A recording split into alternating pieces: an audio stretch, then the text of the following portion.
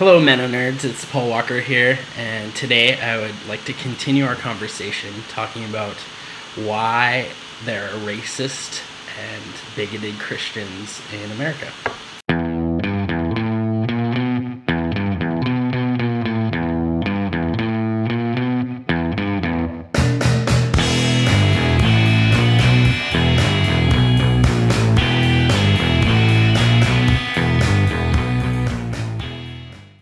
So for starters, I want to say that I'm Canadian, born and raised in Canada.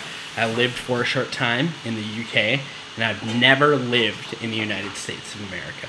So I speak very much as an outsider, and so let my opinions be reflected in that. But there is one thing Canadians do pride themselves in, and that's not being Americans. And we tend to observe the American development in the American psyche as almost like we're better than you. That we watch you and say, oh my goodness, isn't it a good thing we're not America? Many of you do not have that luxury. You live in America, you work in America, you were born and raised, and what happens there affects you directly. But I should probably at least take the attitude that whatever happens in America will affect me indirectly. And so I'll have to make my peace with that. Now, talking about racism and bigotry and sexism, specifically in the context of this Trump character, I just kind of stare at in disbelief. It just becomes apparent some of the hypocrisy that you have to deal with. So in answer to Ebony's question, why do we have racism? Why do we have sexism in the church? Why is this still prevalent? I don't know, I was thinking about that, and I think my only answer is to quote Voltaire.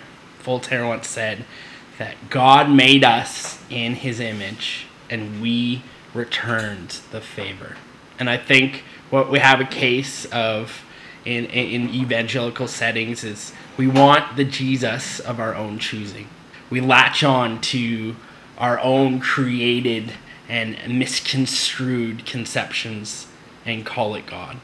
And we call it holy, and we sacretize our own violence. I guess that's why I think I'm not surprised to see it in the church. America has a long history of creating the God of their own choosing. Thomas Jefferson once published a Bible, and in it he took out every reference to Jesus' miracles or claims of divinity, and he published it as, you know, the humanist, you know, kind of type teachings of Jesus. And in that way, he created the Jesus of his own choosing. So how do we avoid that error? Well, to be honest, I don't fully know. But what I do know is we need to spend time trying to strip back our own lenses that we've grown up with. Because we all read the Bible with a filter. And we need to start reading scripture with the first century lens and asking also 21st century questions as we relate that to today. It's a difficult task ahead of us, but I do feel that that's part of the work of what MennoNerds gets to do.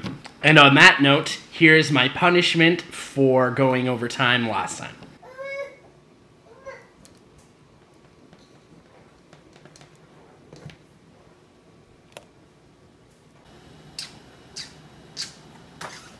That's punishment for going over time in my last video.